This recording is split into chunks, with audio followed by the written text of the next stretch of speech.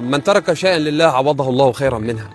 أنا حابب أوجه الرسالة للكل، كل واحد عنده بيت وعنده إيجار، حتى لو مصدر معيشتك منه فقط، حاول تترك شيء لله، الله بيعوضك خير إن شاء الله. المقتدر عوف أجرة هالشهر لهالناس، عوفها، لأنه أنا هون في مشهد حبيت أعيش أجواء الرمضانية بدل ما نصورها في الأسواق، أن نعيشها تحت القصف مع هاي الناس، مع أهلنا اللي موجودين في هالقرى والبلدات، بريف حلب الغربي، ولا بريف الإدلب الجنوبي في جبل الزاوية، ولا في سهل الغاب، المناطق اللي عم تتعرض للقصف بشكل كتير كبير. كم مسيرة في الجو، مسيرات اللي عم تضرب، مسيرات السيخوي، البراميل كله عندنا هون. هذا موجود. البراميل كمية. هلا مسيرات انتحارية عم تستهدف السيارات، عم تستهدف السيارات والمواتير حصرا، ما بتشوفوا الا نزل فوق منك. نعم، هي النقطة. فتركت انت هلا الريحة وجبت عائلتك لهون. انا هي ثالث عائلة بقول لي انه تركت. واحد كان مثلا في ريف ادلب الشمالي، وواحد